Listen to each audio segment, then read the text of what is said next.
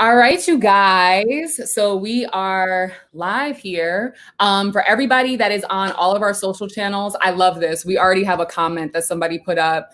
Damon Jones said, "This one brought me out of my cave." It looks like it's going to be a great discussion. I'm in the industry as well. This is awesome. This is very much an industry conversation, right? Tell us where you're listening from, where you're viewing from. Let us know who you are. Shout out in the comments. We're very interested, especially considering that this is a cross-continent conversation, right? Like, we have people from all over the places. We've been promoting this on both of our channels. So it's hitting in South Africa. It's hitting in the United States and the greater NOMADNESS community. And yo, this is such a probably overdue conversation. Just naturally, I think some of the stuff that's going to come out between you and I in this info, but also very timely because of everything that's going on in the moment, right? So I'm going to do an intro here for those who don't know Mr. Bheki Dube. This man is one of like the youngest and dopest hospitality professionals in all of South Africa, award winning. And you can talk to some of the awards that you and Curiosity have been able to. We got somebody watching from Austria right now. What's up, Hans? I see Hans throwing up in here. Hey, Hans. Hey, Hans. Austria, got people coming in from all over the place. So just an amazing, amazing hospitality professional has built out Curiosity Backpackers into Curiosity Africa. We have a withstanding relationship with Bheki. We have actually stayed in the, hotel hybrids that he's been able to create starting in Johannesburg. NOMADNESS was in Joburg before Joburg was popping. We had our first NOMADNESS trip staying at Curiosity back in 2014. I have known this man for 6 years, which is crazy. And to see what has grown from that time period to now with Curiosity, from the amazing tours. We still take the Soweto tours and use the Curiosity Africa team for our tours when NOMADNESS comes out there. Been there a number of times. It's our second most popular trip out of all the trips that NOMADNESS has brought there. But Bheki, speak to the people. Tell the people exactly who you are, because the greater Black travel movement knows who you are. If they have been to Johannesburg, there's no way around it, but you are like family to NOMADNESS. So please let the people know. Yeah. No, I think firstly, thanks, Evita, for allowing this platform to happen. I think when you kind of like called me after your trip, just as you had landed back, it was definitely overdue for us to kind of just touch base as we usually do, but also I think to talk about what's going on around us, given, what we do. But yeah, for those of you that have just joined in, my name is Bheki Dube, and I'm the founder of Curiosity, which is really a very interesting hospitality and tourism business that combines design-led accommodation as well as well-curated experiences in the cities that we are in. So we started in the year 2013. And yeah, NOMADNESS was one of the first groups to actually stay with us in 2014. And we grew from Johannesburg in a really cool neighborhood called Maboneng. And we've grown the brand into Durban, which is another city in South Africa. That's been running for about 4 years now. And then about 4 months ago, we opened our first hybrid hotel in Cape Town. Actually, the first Black-owned hybrid hotel in Cape Town. So yeah, really just merging accommodation and experiences in the cities that we are in. And yeah, thank you to everyone that's tuned in thus far. And I'm excited to be, and humbled, I guess, to be able to just to engage with Evita. I think there's a lot that we haven't caught up on. And, and yeah, it's gonna be. I appreciate it. Taking the time. There's so much that's happening and so much that was happening when all of this stuff with COVID-19 hit, right? And I think for everybody who's watching, this is going to be a little bit different from the ones that we've done before. And the way that it's going to be different is it's not just going to be us as the, viewers in the community asking Bheki questions or me asking Bheki questions. He also has questions for me. It really is going to be an engagement of the mind so that we have the South African point of view of what's going on, and I can come through with the States point of view of what's going on. And for any aspect that we're talking about, I welcome everybody to come in, pop your stuff up in the comments so that we can see what what you guys are talking about, what questions you have, and they could be for either one of us in the scope of this conversation. So I'm going to kick it off with the first question, Bheki. Because it's established, our relationship. We have done so many tours with this man, stayed at so many places. We haven't had the chance because it's so new to see Cape Town. So proud of you with what you've done with Cape Town. Cape Town looks absolutely amazing. But even up to our most recent trip, which was New Year's 2018 going into 2019, that was the NOMADNESS trip in Joburg. We had probably the largest group we've ever hosted. Dude, we had 45 people there. Definitely use Bheki's staff for our transportation, for our tours and everything. And we'll continue anytime that we come to South Africa. But times are different from what we saw then to where we are now. So I think, what was going on in your life when everything hit? A couple I want to say weeks, but now I think it's almost been like, over a month now. What was happening in the South Africa side of things? And I'll talk to kind of what was going on here when stuff started to escalate. Yeah.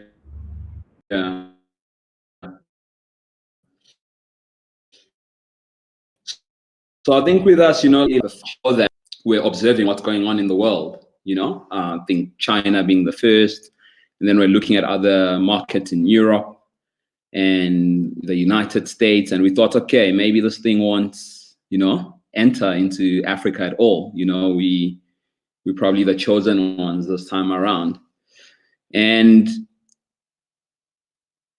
it was quite an interesting time, I think, for just me personally in the business, because we're just going through, I think, an interesting almost growth phase. We're just opened our Cape Town site.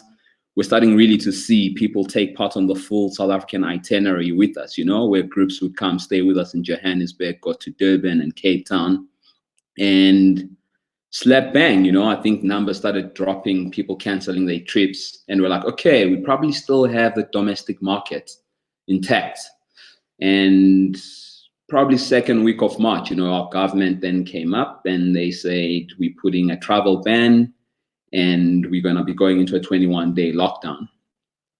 So fast forward, here we are now, working from our homes, putting some strategies around into how we either can reopen doors or continue with business when this thing arises.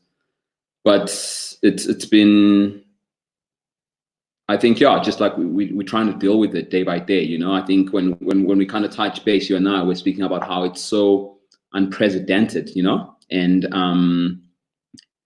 no one actually knows each day what the next outcome is. I think with stats and numbers of people either being infected and more people being tested, we don't know when we'll actually get to a point where it's stabilized, particularly within the South African space itself.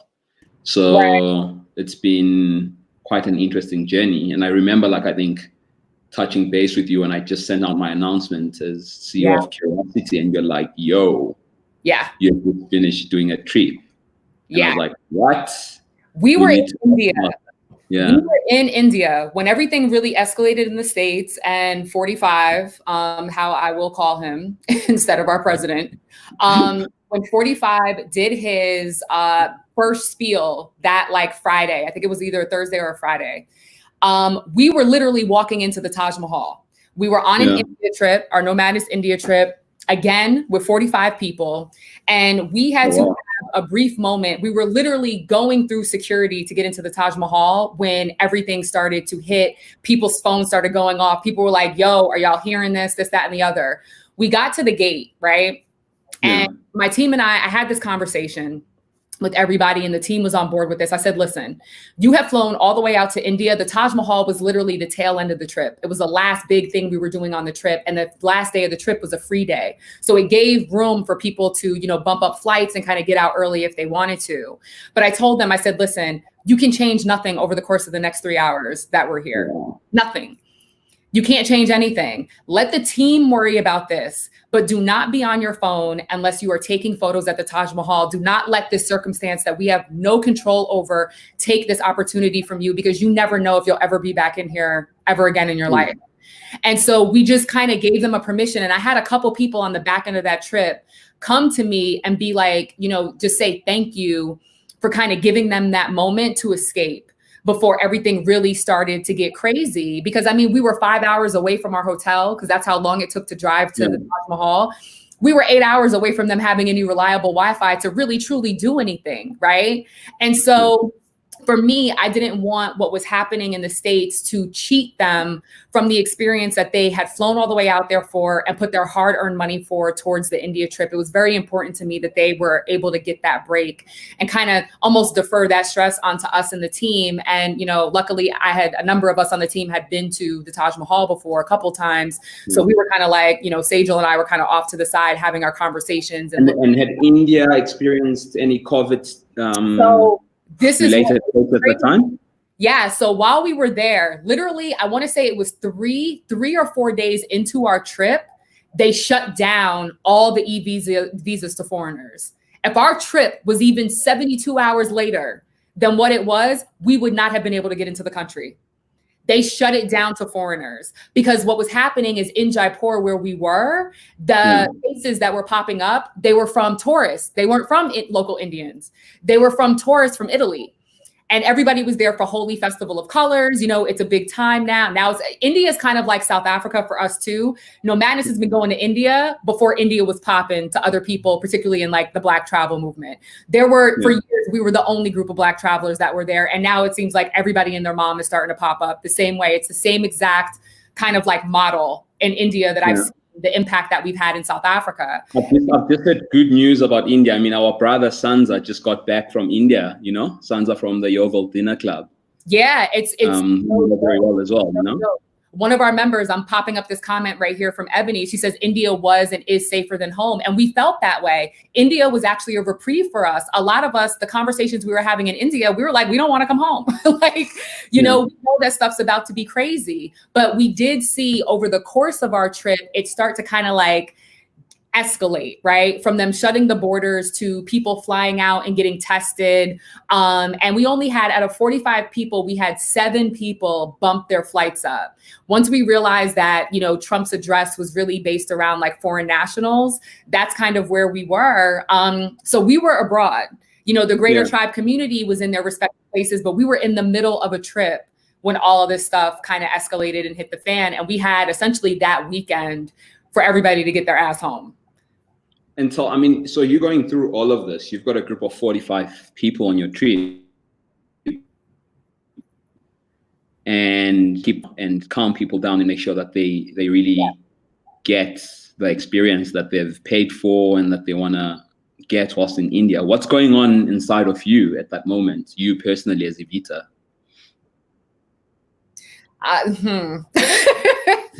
So I have this weird ability, right? Almost the more extreme a situation is, the calmer I get. It's almost like internally, I kind of augment in size.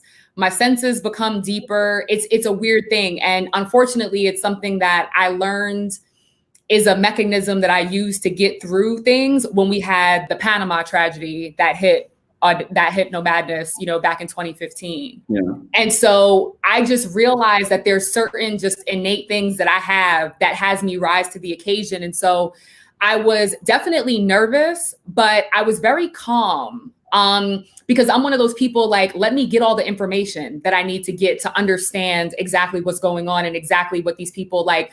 These people become my priority. It's weird. I'm almost like second tier, you know, it's like, okay, how do we deal with, and when I say these people, I also include my staff, you know? So it's like, what are the steps that we need to get here and get everybody out safely? Who wants to leave early? How can we accommodate that? I get into problem solve mode. While I was at Taj Mahal and everybody else was taking pictures, I was on WhatsApp with my phone dying, you know, putting the transportation company on standby that we may have people who need cars that night to get to Delhi airport because there's no flights out of Jaipur.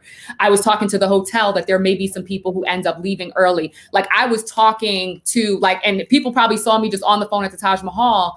Did anyone leave the trip early? We had 7 people bump their flights up. But again, the Taj Mahal was the last thing that we had done. So the next day was our last day and there was nothing on the itinerary. It was a free day. So when I tell you it worked out perfectly for what we had to deal with. It worked out perfectly. It was almost eerie how the timing aligned for us when everything kind of came up. I think my biggest concern, and we had a very candid conversation with the crew that was there on the first night, our concern was Holi, because Holi is a festival where you are interacting, you are in the community, and you're being touched on the face by multiple people with powder. I mean, it got to the point where I was like, all right, Holi was on March 10th. If we don't have nobody come back with coronavirus by like March 26th, I think we're good. Like, you know, and we had 4 people, we had 4 people on our trip that decided to go get tested, and all 4 came back negative. And thus far, we haven't been informed on anybody of those 45 who caught anything. So I'm telling you, we lucked out. We really, really did luck out. And it was just, it was a crazy time. It was a crazy time. I have a question here for you from somebody who's watching. So I'm going to put you. They are asking, they said, I'm wondering how the issues that were happening in Maboneng prior to COVID-19 has impacted Curiosity. We love you guys. So somebody who's definitely been a customer of yours, somebody who's well aware of the impact that Curiosity has had. And I mean, I was there not long ago, and we were talking about dealing with like the riots that were breaking out and stuff of that nature. So any of the issues that were happening in Maboneng before, did that compound what's going on with COVID? Yeah, for sure. I mean, so we've had quite a few interesting, I think, macro challenges within the landscape, you know. I think one, obviously, being the riots that took place. And what that did is most of the businesses within our community really shut down. And you can imagine, you know, a business like Curiosity really is about connecting people to the ecosystems, the entrepreneur in. So it became quite challenging really to operate during that time, because people were not coming into the neighborhood, or guests or travelers. So that really affected us drastically. I mean, our occupancies, I think, dropped by even 40%. And just as that was happening as well, I think most of you saw, you know, like a lot of the leadership within the development of the area as well had just changed, where some of the buildings were going on auction and so forth. And I think people thought the entire neighborhood was almost going into a space of despair, which wasn't really the case, because you still had urban fabrics like Curiosity and other really prime operators that have been within the neighborhood itself. So, I mean, that affected us. And for that particular month, I remember like really looking at my team and I'm like, whoa, what's going on here? You know, how are we going to be even able to survive during the next future months to come? But tourism has always been a very robust industry, and I think within the next month, just after the xenophobic riots and outburst, we saw our numbers really pick up, and both from an domestic level, you know, even the schools that we work with locally that bring a lot of MBA students on immersions or experiences started coming back and engaging with our ecosystem and our experiences itself. So yeah, it's been quite, I think, an interesting or really tough 12 months, you know. I think looking at local macro challenges, and now obviously with the COVID-19, that slap bang hit us drastically hard. Yeah, I can definitely see that. Definitely see that happening. I have a question for you as well, because I want to give people the scope, kind of like a little history about this. When it comes to American Black travelers and what we've kind of dubbed as like the Black travel movement, the urban travel movement, whatever it is in the United States, how did that movement that happened here in the States affect travel to and your business in South Africa? What type of impact did the movement have? NOMADNESS being one part of that ecosystem, right? There's so many tentacles to it now. What impact, let's say 5-6 years ago, our first trip there was 6 years ago. Over the last 5 years, what has the movement of Black American travelers, how has it impacted your business in South Africa? Yeah. So, I mean, you know, as I said earlier, I think NOMADNESS was the first group really from the Black American travel movement that we ever hosted. And I think it was quite interesting as well to really open up doors to a market that, one, as maybe not most people that are on that particular group backpacked, and to really reconscientize people around the idea of like these hybrid backpacking models are very well designed, and they've got great experiences. And what that did, I think, is that it opened a huge lens into how people really perceive traveling within South Africa or within Africa as a whole. That really you can actually go into cities like Johannesburg and engage and find localized experiences and also stay in them. Because what was happening in Johannesburg, and given our history and legacy, is that people were still going to areas like Sandton or Rosebank, which are the suburban areas of Johannesburg, and really neglecting what was the inner city and that what at some point was really the economic hub of the city. But obviously now people going to Sandton, which is quite a wealthy suburb in Johannesburg, and only coming in for day trips into areas like Johannesburg, coming in for day trips into areas like Soweto, and then heading out. And I think after hosting the first group with NOMADNESS, what we started realizing is that not just only within the NOMADNESS community, but a lot of other travel groups or the diaspora started hearing about us particularly, and also very much interested in either like curating experiences within the inner city of Johannesburg with us.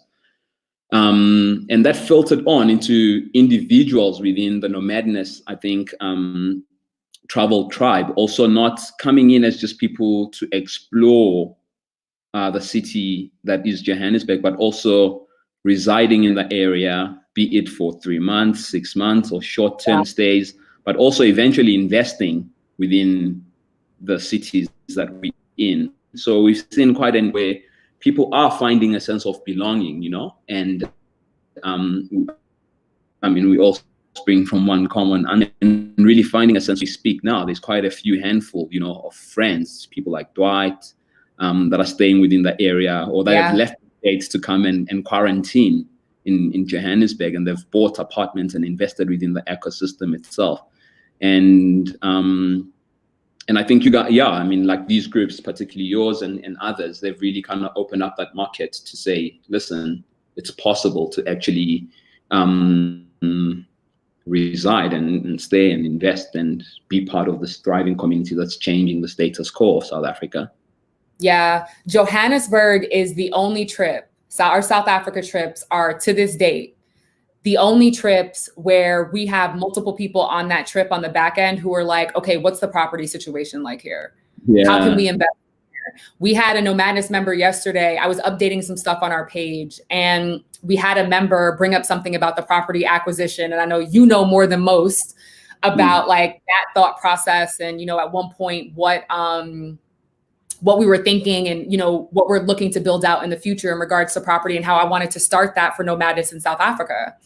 And so for reasons beyond everybody's control, we had to kind of like stop, pause, pivot, rethink what's going on, you know. But it's been amazing to see that. But I can tell you, and I hope you take pride in your city, because you are a Joe Burger.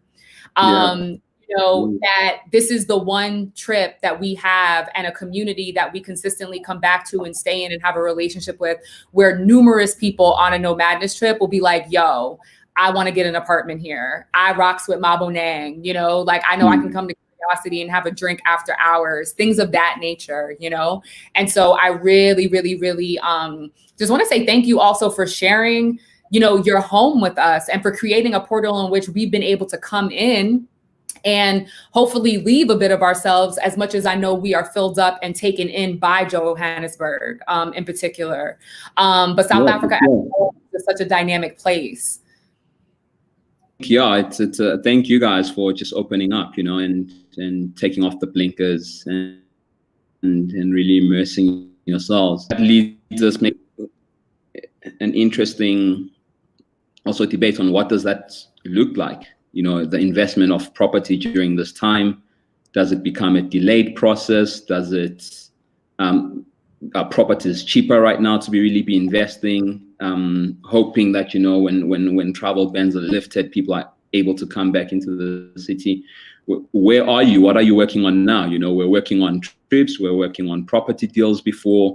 Where's your headspace? What are you currently doing? You're back home now after a trip in India. Take me through that journey. Yeah. So I think for me, what COVID-19 has done is it's rearranged the to-do list, right? I can't say that it's completely flipped the to-do list. It's rearranged it, where the trips, Audacity Fest, things that are very community, but like in-person heavy, have always taken precedence because we can't physically move anywhere. They've kind of like gone to the second tier, right? They're normally always first tier. Now they're second tier. And some of the things, including content pieces like this that we've always wanted to have come curated out on a schedule, the digital aspect of what we wanted to do with NOMADNESS has now bumped up from second tier to top tier. And for us, it's really about listening to the community. For me, I've always listened to NOMADNESS. Sometimes we'll even be in meetings and the staff can be going back and forth. And I'm like, you know what? We need to just ask Tribe. Like, we need to throw a poll up, you know, and ask the community, get a poll, throw it in a newsletter, send it out. We need to ask them. And so I think from an operations end, but also from like a leadership end and a CEO end, for me, the stance and position that I put myself in is, why don't we ask the people what they want instead of talking to them and or running off of our own assumptions, not knowing if this is what connects with the community. So for our newsletter list, what I started to notice, particularly the week when I got back from India, and I'm dealing with jet lag and all types of stuff, just this new normal, right? I'm getting all of these newsletters in from various companies from around the world. And everybody's kind of talking at you about what they're going to do, what signed up. It's like, boom, boom. It's very logistical, which is fine because there's room for that. And we have those emails coming out as well soon. But it was very logistical. And I sat back and I thought for a second, and it was after seeing a different travel organization's email that had hit. I was like, nobody's asking these people how they're feeling and what they need in this moment. They're not asking them how to best show up. And I was just like there was something that I read that was so off course. It was just like a win above the head. I'm like, damn, y'all, read the room. Like, read the room. Like, this is not the time to be pushing certain things. Ask these people how you want to show up. And so we sent out a 5-question survey. We not only asked people what was most important to them right now, and we gave them 5 options, and community connectedness came out at the top, levity and an opportunity to talk about something other than COVID-19 came in at the top, but also opportunities. People are looking for business opportunities, you know, and that's something that we're going to be, you know, bringing into our conversation as well, is what does the financial, business opportunity, investment opportunities, what does that look like in this climate? Now, I'm not an expert on that. Tiffany, the Budgetnista, our tribe member, is, you know, and so we would have the like a Tiffany come in, or her mentors and partners come in to have that conversation, because I can't speak to the financial aspects in that way for what everybody's going through. We have a community, you know, this group right now is, you know, 24,000 people. And so with that being said, it's a little bit tricky right now to talk about investment. I think not knowing how long this is going to last is the tricky part. And in the States, what I revere about South Africa is that your call to action from your government was like full lockdown. There is no going outside. There is none of that. Like, you guys are completely on lockdown for an extended amount of time. How many days do you still have left of your lockdown? Well, we're on day 11 now. We still have a good 10 more days to go through, you know? Okay, so 21 days. Yeah, so yeah, I think our government was quite, you know, like very efficient in terms of just responding to the virus. And I think when we had like on case 3, so then, and really kind of firm up the message. And I think there's been also interesting learning curves during that process. And I mean, how does that affect small businesses? What reliefs are they putting out, you know, in all different sectors? How does that affect informal trade? You know, because you come to any township, and for those of you that have been to South Africa, you realize how the informal trade really is the backbone of any household within the township or the urban ecosystem itself and the rural areas.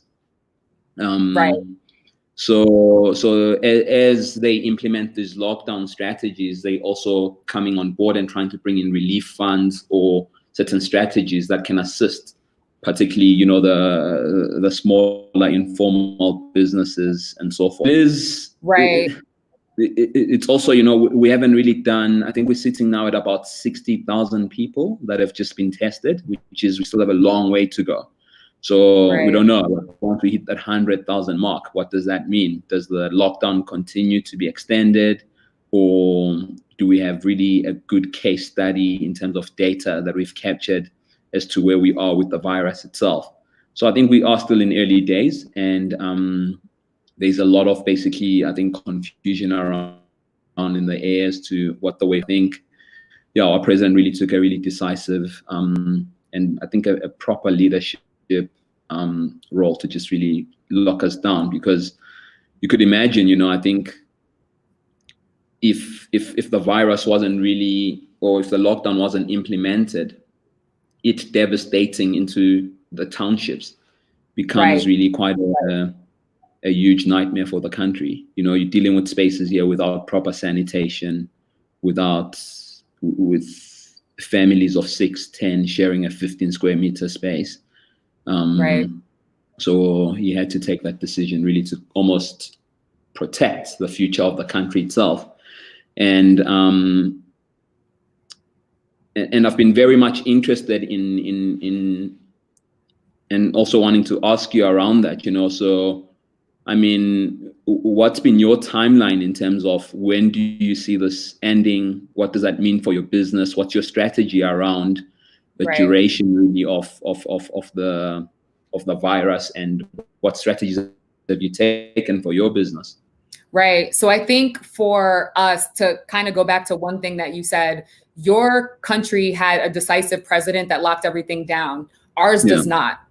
Still to this day, there are states with no federal mandate, right? No federal mandate whatsoever.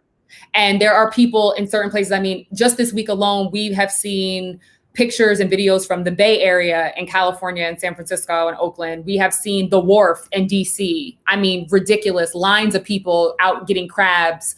We've seen flea markets and farmers markets still happening, and people going out and not even attempting to do social distancing, right? We have just seen people not take it seriously, and a president who will not give a government mandate that is nationwide. We are not on the same page. And we literally have mayors and governors who are combating with the president to hold down and like take care of their actual state. And it's almost like a free-for-all in the United States. You know what I'm saying? So there is no government mandate. And I think because of that, it's going to extend longer here. Right now, I think the last that I checked, it's the end of April. I want to say the 29th or the 30th. Somebody in the comments, please let me know. And I can put that in there. Actually, a comment, I'm going to pop you up right now. There is an in-person primary election going on in Wisconsin today in the United States. An in-person primary election, because this is also an election year for us in November. We're all over the place. We're literally all over the place, Bheki. I think you see, actually, in times of crisis like this, you really see the true colors of leadership, you know, where capitalism dictates more than lives of the people. It's crazy. It's absolutely crazy. And so to your question and to your point, I think because there is no nationwide mandate, I've been telling people even on my social media, I'm like, look, even if you're in a place that has lax regulations at this point in time, you almost need to act as if you're in a hot zone, because that's essentially what it's going to turn into. Now, I'm in New Jersey, but I'm right across the water from New York. You know, I lived in New York for 10 years. I'm a New Yorker, but I lived in the Bronx in New York City for 10 years before moving out to Jersey. And so we're right here in Jersey right now is one of the, is the second with the highest numbers of the COVID virus, right? And so when we're looking at these numbers, our governors luckily have stepped up to the plate. You know, people are like, this person, Facebook user I just put up, what leadership? In the United States, there is no leadership. Governor Cuomo, you know, Andrew Cuomo of New York State is just like, this is crazy. And I'm looking at this. It looks like my dad popped in. On the tell me, what does that mean to, I mean, Black people in America are a minority. And I stand to be corrected. I think you guys are about 23%. Yeah, I think you're about right. I don't know off the top of my head, but that sounds about right. And who are the people who are being most affected by the demographics? Is it Blacks, whites, what age groups, and what does that mean for the Black community? I mean, much time. It's hitting the Black, everything hits the Black community harder. Everybody, everything. And I think it goes to kind of similar to what you were saying in South Africa, like there's a lack of resources in like the townships, right? So we're talking about like very minority geared and minority populated areas, right? there's a lot of just resources that aren't there for them, right? And they may not be taking it seriously, but they may also not be having the supplies and the education to understand exactly what's going on and the depth of this situation. So literally, there were articles that I've seen on social media within the last 24 hours, I kid you not, that is saying that this is affecting Black communities more because of the percentage of us as an overall population. I don't know all the figures in general because this thing is very non-discriminate. It will come after everybody and it has been coming after everybody. But I think when you are living in places that have a lack of resources already, a lack of knowledge that's coming in there, maybe even a lack of, presence by authorities that can help make sure that people are staying in the homes and things of that nature, it's only going to populate. All right, I see Marty popping in. Marty says it's 14%, not 23%, it's 14%. And so it's starting to affect our communities more and more. But again, everybody's here for a free-for-all. I'm popping this comment up that says the South Carolina governor has not declared anything, but the mayor of Columbia and Charleston have taken the lead to do so across the state. So that's in South Carolina. That's one state that within the state, you have a split between the mayors and the governor, let alone what's happening on the federal level with the White House. It's an absolute free-for-all. And are there any interventions from World Health Organizations or the United Nations? I mean, are they interventions that are saying you're Donald Trump? Yeah, no, they have Dr. Fauci. I probably just butchered his name, but there is a doctor that 45 has been having on like his press conferences, but he's also gone out of his way to also muzzle this doctor whose background and expertise is in infectious diseases, right? And so the World Health Organization is still kind of like the protocol that they're telling people to look at, the CDC website, which is the Center for Disease Control website in the United States as well. But Becky, like I shit you not, dude, it's on so many levels, it's kind of like you need to figure it out for yourself and almost make your own provisions depending on your state, depending on your city, and in some cases, depending on your household, right? So to get back to your first question, though, it is literally a situation in which I think this is going to be extended. I think the timeline in the United States overall is going to be extended because one, Trump was late. We had started back in January. I remember this conversation, and it was ironic because I had started binging the Netflix Pandemic, their Netflix docuseries, which I do recommend for people. It may be triggering for some folks. Luckily, I saw it before COVID-19, but it is highly informative as showing who the top players are in the medical field that are working on pandemics on a nationwide and worldwide scale.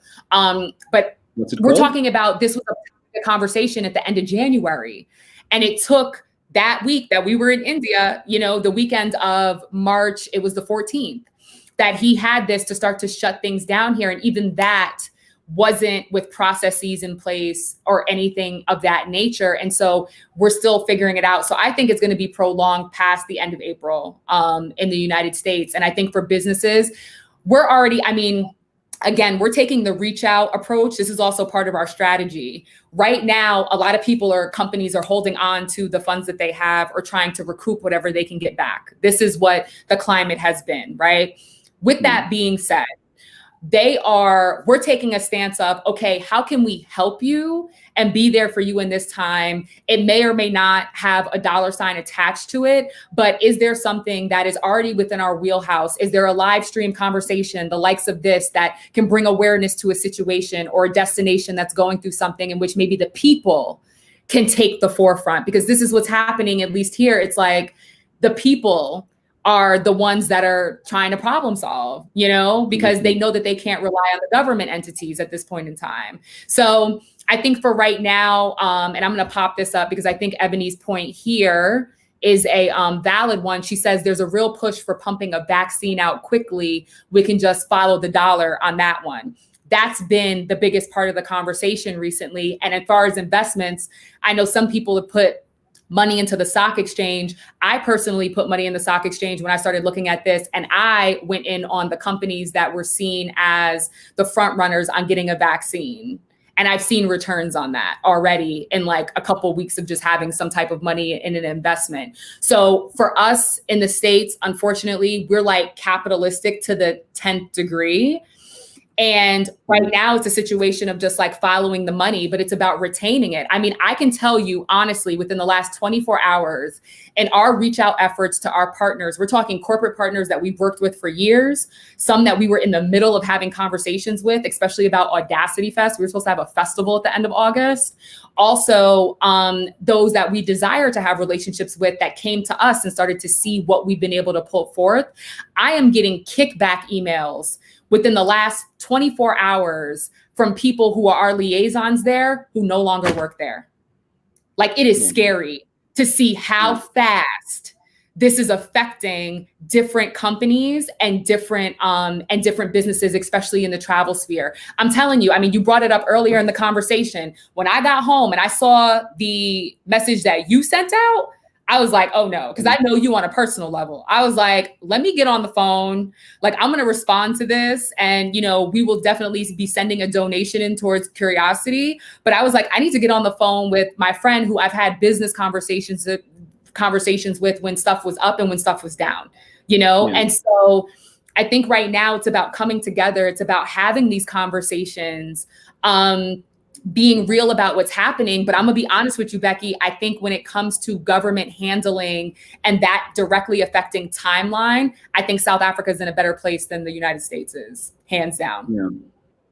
Yeah, no, completely. But I think also, you know, this particular crisis, what it's shown me as well is, and I think it sticks to both our brands or the people that we've been able to really bring on, is the sense of community,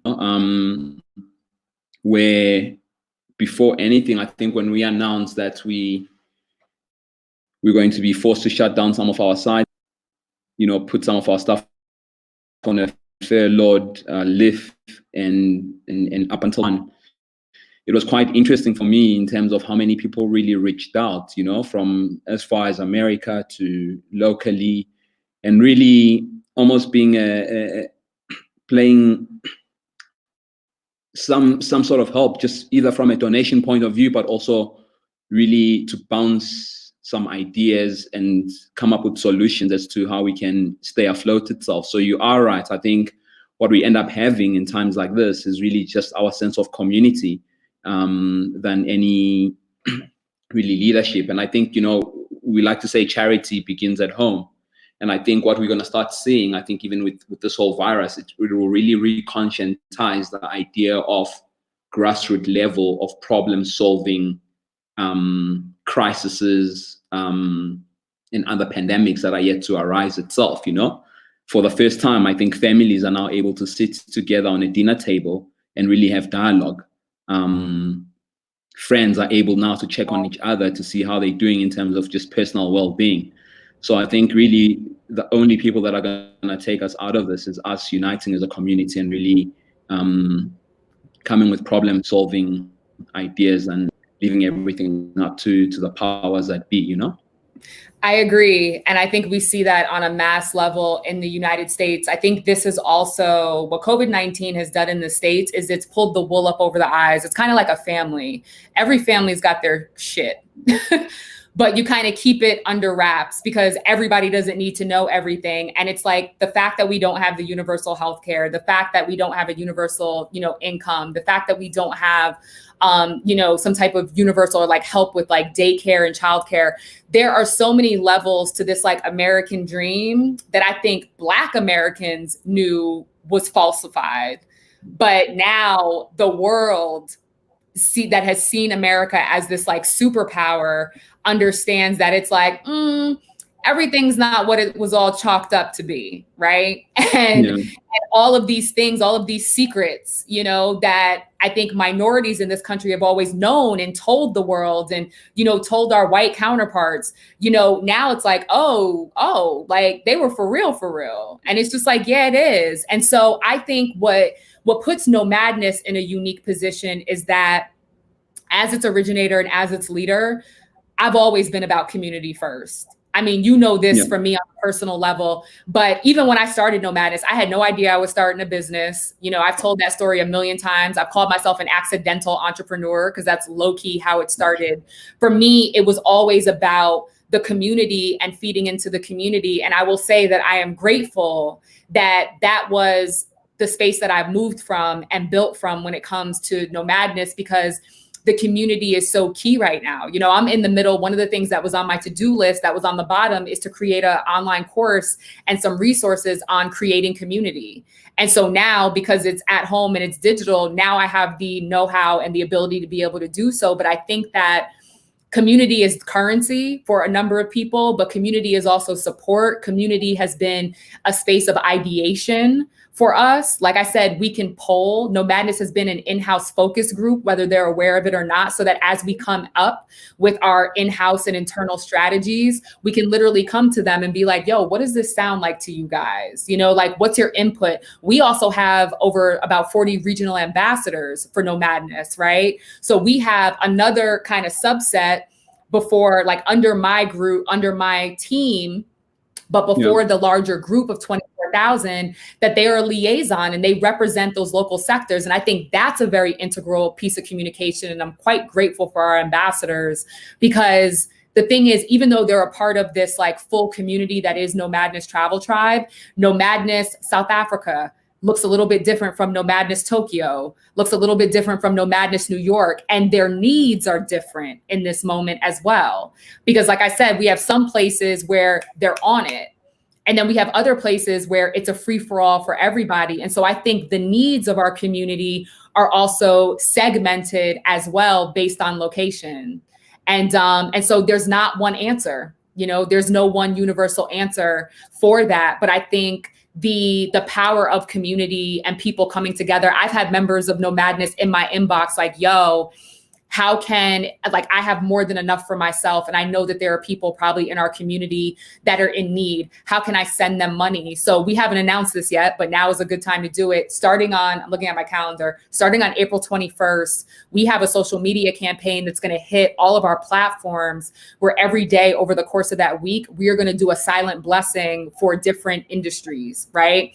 So one day it's going to be like the transportation industry. So that could be aviation. It could be the local bus drivers that you have, whatever it is. The other day it'll be the medical field. Another day is going to be dedicated to education. And essentially all we're going to ask from people is to put your full name, your location, your job position that falls underneath this industry, and your Cash App or your PayPal. And we are going to allow people in the community to donate whatever they feel they can to whoever they want to, as a silent blessing, to be able to give back to some people who are in need in that moment. So that's an idea that was launched from a meeting with my group. Actually, Jadine specifically brought that up. That's something that we're going to be doing in addition to the content that we're bringing out and reading the back end of these surveys that we've been handing out to the tribe digitally. It's important for us to be a space to give back. The thing that I think differentiates NOMADNESS as well from other groups that are in this space is that, and I say this as a leader, I show up when it's pretty and I show up when it's shitty. And we have been through tragedy before. We have been through the dark side of life before and gotten out on the other end. And we did it by relying on us. Nobody else showed up. You know, NOMADNESS was the only group that was down in Panama when all that stuff went down, physically going from hospital to hospital to check on our people. We've been through something, that can be devastating before, and it's community that got us through it. And I believe that it's going to be community that gets us out here. So for those people who don't have their community intact, whatever that looks like, to me, that would be the focus. And this brings me to a question for you, actually. Yeah. What does community look like to Curiosity? Because I think for me, it's a bit more literal, right? With NOMADNESS, it's an actual community. We have our trips, we have our ambassadors, we've implemented community just throughout everything, right? What does that mean? What does community mean and look like for Curiosity? Yeah. So I think, from a Curiosity angle, really, I think, particularly in relation to this COVID-19, there was a huge, almost focus in looking within. And when I started really looking within, I realized that the immediate community for me, I employ close to about 50 people across Johannesburg, Durban, and Cape Town. And really looking at that particular community and saying, how do we, one, protect the lives of these people, but also how do we come together and really make sure that we're able to protect each other, but also protect the guests or the communities that have engaged with us or that are still to engage with us. So I think initially it was really just looking at those immediate people, and that community for me it is my team, the people that I've been able to really build curiosity with, and people that I'll grow curiosity with in the next years to come. And what we particularly did was, and it was quite interesting because some of the ideas really around the strategies forward came from that innate point. It came from the teams that are operating these sites, with me trying to see how strategically we will resolve the crisis, or what the business looks like after the crisis. They're already implementing certain strategies within the, and I think we then have, the extended community, which becomes our guest, people that have you guys 7 years ago, and we've stayed in communication, and we've looked at ways as to how do we continue to really service our purpose as a company to this community. And I think I looked within, and Curiosity really, its purpose, its core purpose is to share a city story and to connect those people to these stories within the cities that we are in. So how do we do it now, given the fact that we can't bring those people into the physical infrastructures that we've built?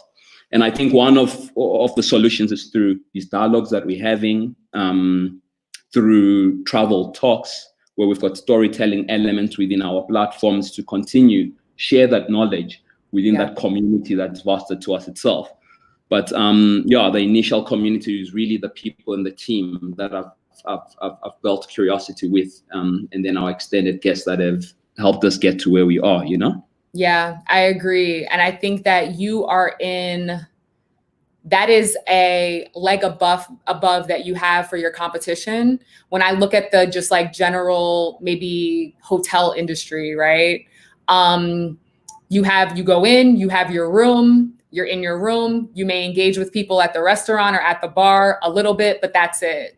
And my background is backpacking. A lot of people don't know this, but you know this. Like, my background is backpacking. Before I started NOMADNESS, I was a backpacker. That was me out on the road by myself. Even, this past November when I was in Istanbul, I only went with a backpack. I was like getting back to my roots. There's something freeing about that for me. And for a long time, especially when I was younger, I had a big preference towards hostels because I felt like there was more of a community. I've been about this community shit my whole life, apparently.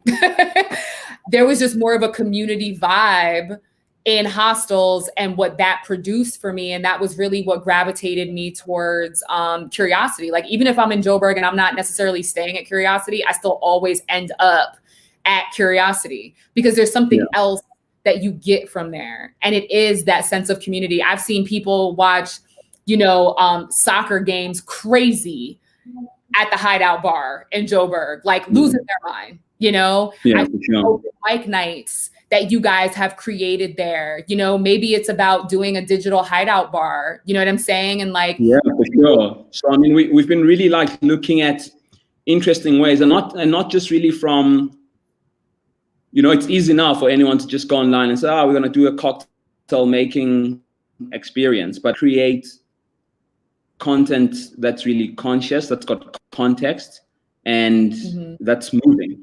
There's a lot of like digital stuff that's going on now, and it's easy for one to get lost within everything that's taking place. But how do you really have honest dialogues like what we're having now? Or how do we come in and say, yesterday Zama cooking from, and she was really just sharing her recipes. And this is someone that welcomes you as you come into the front desk. And how do we have robust dialogues and conversations now that, we can't really be in the same spaces itself? So those are some of the interesting ways in which you're trying to say, okay, how do we curate content that still lets us connect with our community, and we're able to really ideally share a city programming we put together, but it needs to be very well thought out and very well executed than just putting things out there. Yeah. You know, I think a lot of people are rushing that process. And I think it's also people are scared, right? So they're letting their anxiety kind of take over in that regard. Yeah. But I think the answer to your earlier question is you start back where everything, was. You start with your why and who those people were. I have this like podcast idea that was always on my docket that's now taken a more forefront situation.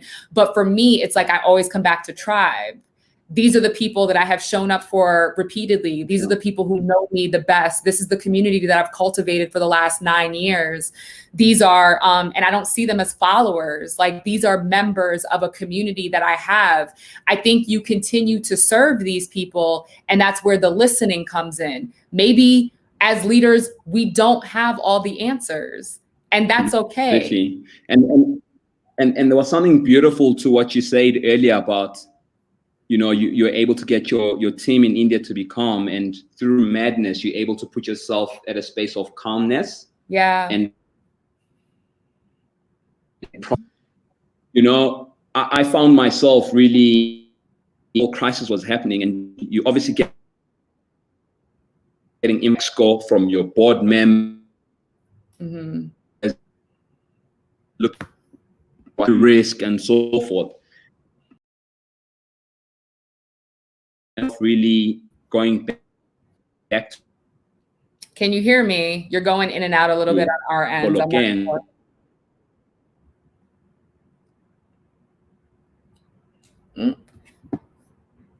Let me know. All right, guys, I'm going to test it and see if we can come back. This conversation has been absolutely amazing. We're already almost to our hour bracket. I'm going to see if we can get Bheki back in here. I really appreciate this conversation, and I really appreciate everybody that's on here having this conversation with us. It's so important. And when we're talking about what the continent looks like versus the United States in conjunction with the United States, however you want to look at it, it's really, it's a powerful, powerful statement. Bheki, I think we have you back. Yeah, I don't know. No problem. Don't worry. We picked up where we were. I was saying I found myself, just going back to the words, to poetry. And now we're looking at ways as to how do we bring in these poets that have inspired me to create almost a global arts symposium within part of our channels. And I think what's been your space of haven where you basically just got sink in to try and make sense of what's going on now? I haven't really been able to leave home. I'm lucky in that I have a sizable like 2-bedroom loft, right? Flat, as you say.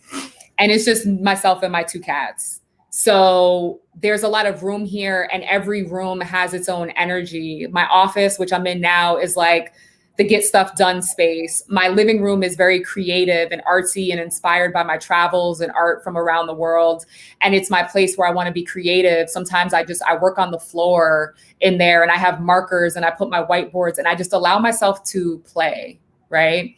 Yeah. And I think that we can get bogged down with the heaviness of the moment, or we can allow the creative to be unleashed. And I know you personally, so I know that you are a creative. You are also a business person, but you are a creative. And I personally think the creatives are going to come out on the other side of this all right.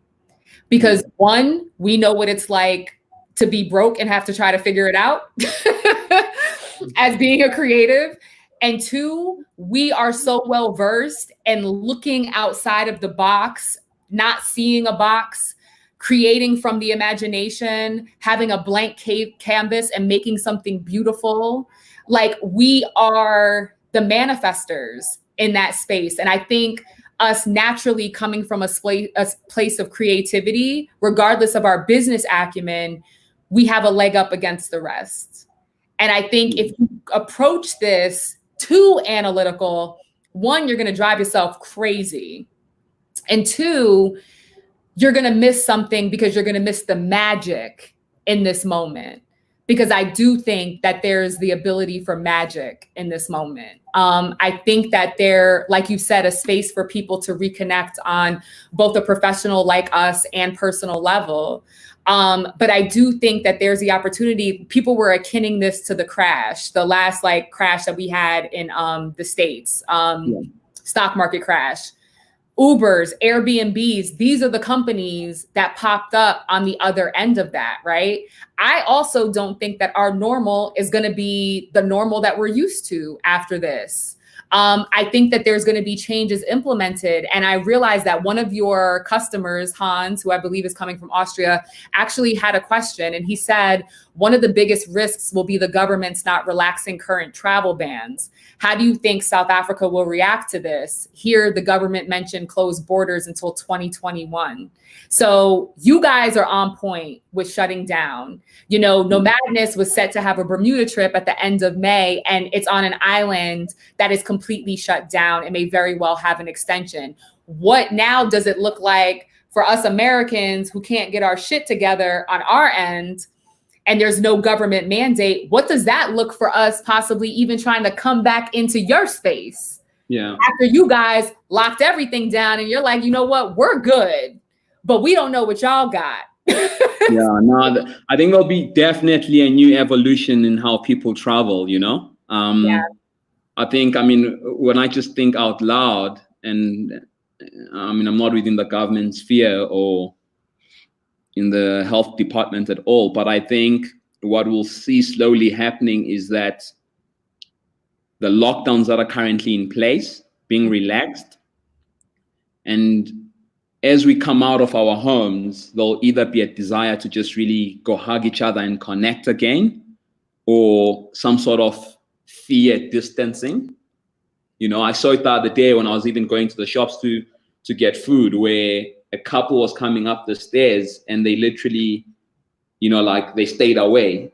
Yeah. So there'll be those type of scenarios. But I think what's going to happen is that within South Africa, for the first time, what we'll see happening is that there'll be almost a forced way in encouraging domestic traveling, which really hasn't been very much emphasized, or before that the idea was always for the domestic market to travel internationally, or to a point where you ended up having international people understand Africa better, you know, than the locals.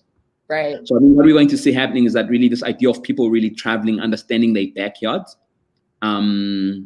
because now they can't travel to other parts of the world. And as the travel bans get lifted off, you know, I think it won't be in influx. You know, I think, again, companies, corporates, leisure travelers will still be quite reluctant up until really they know that what type of cleaning services are you using for your hotel? Right. What measures have you put in place? So I think we'll see a huge reluctancy in how people really travel and want to consume. And I think what this COVID thing as well has done is that it's made us really realize that the idea of travel, it's luxury, you know. Yeah. It's more of a want than a need. And I think we're gonna come out, and it sounds such a very utopian way of looking at things, but I think we're gonna come out very much more conscious about how we travel and how we spend time. I think we're going to see a huge increase of people really traveling for sustainable travel, but also for impact projects than just the idea of luxury travel itself. So people coming into Africa, getting their hands dirty, building schools, taking part in community projects than the idea of travel, you know? I agree with you. And I was going to say that one of the biggest changes that I anticipate happening is that there's going to be more of an environmental consciousness. So for people who follow me with any sense of consistency on any of the platforms that I'm on personally, right?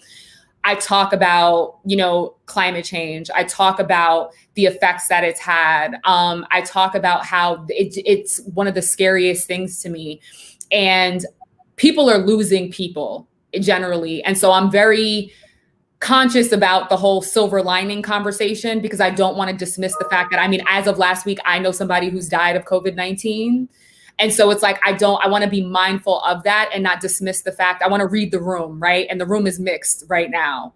And so I'm aware of that, but I also see reports of, I think the earth has been able to take an inhale real quick and just breathe for a second. I think the earth has had an opportunity to reset in many ways, and it has forced us as human beings to remember that we are occupants here.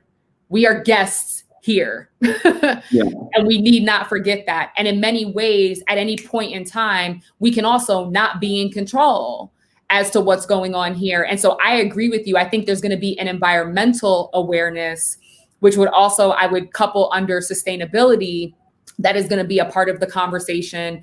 And it's funny because, gosh, man, talk about timing. I want to say a month and a half ago, maybe 2 months ago, I had asked the ambassadors if anybody was interested in the idea of doing localized tours, so that if we had tribe members that were traveling into their different regions who wanted to learn about like Black history in their specific city, that the ambassadors wouldn't just, act on as, their quarterly event, but could also become like a tour curator in their local areas, to be able to showcase history that's relevant to us. And this was actually brought to me by a mentor of mine as an idea.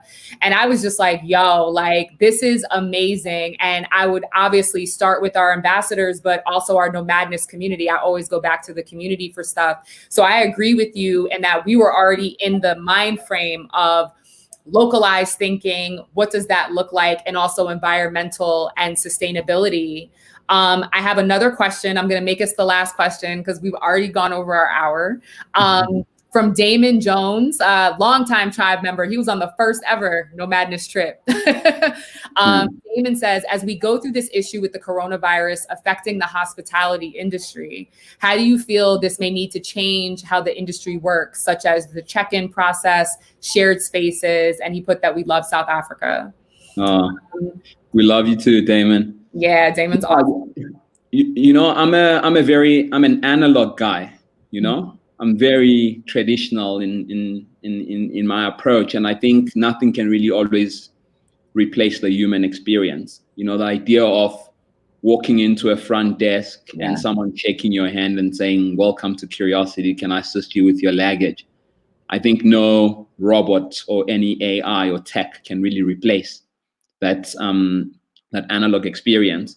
So I think it'll be quite interesting to see how those processes going into the future will look like.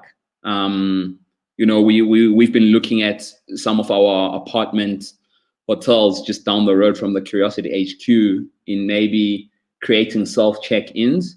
But I'm totally against that idea. So some of my board members are like, yeah, maybe we can like create self check-ins for people when this thing rises. I've always been an analog person, and I think we'll sit down as a team and really see what that looks like. I think it's against why, Curiosity was started. Curiosity was really started to connect people into the cities that we are in or into the neighborhoods that we are in, and really have these shared experiences and these connected moments. And we'll really need to sit down and really see what that means when the privilege of meeting someone and having these analog experiences are completely erased, and I think we saw it coming even pre COVID-19, where a lot of hotels were popping up and we're starting to really have AI dominated front desk. Yes. But I wouldn't want to lose that analog experience, Yeah. And I want to say the same. For me, NOMADNESS is so community based, and, looking at things like Audacity Fest and, the capabilities now with so much tech and being able to pivot and modify, possibly this year to something that's more digital based, and then bringing it back once we feel comfortable having 1,000 people in one place at one time, because I am not going to be blamed for 1,000 Black people getting together for the first time and all catching COVID-19. Like, that's not how this story is going to end. We don't put too much work in here. And so for me, it's we're the same in that way. The people, the tangibility. I mean, just on a personal level, my top love language is physical touch. It's physical touch and quality time. So those things for me are just like, the being in me is aching for that. And the community-based CEO is also aching for that with me, but also for my community, because I know so many of us feel the same way. And I tip hats off to my team and especially to our ambassadors, just trying to keep the vibes going in the regional areas that we have, considering we are internationally based. But it's going to be interesting to see. I think right now, a lot of the answers to our questions are not in our hands. I think time has to answer some stuff for us, and then we can build upon or retract from that point. But I think right now, everything is still new. I mean, we're still all kind of held captive in our respective spaces, trying to stay safe, trying to make sure that our teams are also staying safe and healthy, and, you know, getting back to this on the other side to be able to figure out what it is. I'm very much interested in the conversation we have about this summer. And then I anticipate an in-person Audacity Fest for 2021 for sure, regardless of whatever happens for this year. I want to have this conversation in a year. You know, like, I want to see where we are, what answers we have, how we've pivoted, how we've grown, how we've retracted. I want to see where everybody is in a year, and I want to see who survived it. Because I think people's integrity is also being exposed during these times as well. You know, we're probably going to be more loving and more appreciative than, you know, because there is a burning and a yearning desire of just being able to. We want to come back together again, you know? Yeah, absolutely. Well, I'm glad that we were able to do it digitally right now. Yeah. It's always a pleasure. We definitely need to be in contact more. Your energy is dope. It always feels good, even when we're going through stuff, to be able to just talk. And so any way that we're here for you, is there any way that our community can help? Let us know. What is it that Curiosity needs right now in this moment that we could do digitally, you know, speak to the people? Yeah. I think thank you so much, Evita. I think for your continued support to our model and just to our community, and also to the NOMADNESS community, really, which has become family. And I think I was laughing with Evita yesterday, and I was saying it's funny when we see an American, a Black American particularly, walking in any of our neighborhoods, we're like, hey, you're from Tribe. But yeah, I think visit our website, curiosity.africa. We basically have put out a staff donation fund up there that goes towards our team to make sure that they're able to get some sort of minimum wage during this time. You can also book future trips where you book a voucher now directly on our sites and on our social medias, and that allows you to use those trips at a future time, anything between, I think, the 1st of June and 2021. But yeah, I think stay positive, stay healthy, and we will connect again, you know. It's just Mother Nature really saying, let's take a pause and let's reflect and tap back into our creative juices and respect the way in which we'll do things going forward. Yeah. And I think inverse as well, if there's anything from our side as the Curiosity community that we can do, be it to the community, the NOMADNESS community, we're always able to play our part, you know? Absolutely. I mean, right now it's the content and what we're pushing out. I just want to continue to have you all as a liaison for our conversations, particularly around what's going on in South Africa. South Africa is a place that means so much professionally and personally. I've been talking about moving out there for a very long time. Yeah, June I know, right? Like now you could be quarantined here now, you know? Wishing that I was quarantined up in South Africa right now. Yeah, but I just want to say thank you. And as things come up, I think we'll definitely be in contact in that way. You always know that we are a funnel for business, but also for partnership in any way, shape, form that we can. And so we plan on continuing that relationship. And, you know, if something specific pops up and it's South Africa based and it's something that I need, like, I got your number. I'm good. Sure. And if there's any members of the tribe that are still here, you know, and they need a voice to talk to, or, you know, we're happy to be that medium as well. Yeah. Speaking of your staff, I see Seppo's on. He just said, great convo, guys. It's always great to see two good Black brands connecting, discussing, and finding solutions. Stay Black. All right, Seppo. I think that's like the perfect send off. Stefo with the like impromptu poetry. Got it. All right, darling. Care about you. Appreciate you guys much. We will continue this conversation and see each other on the other side. Absolutely. Thank you. Thank you. Cheers.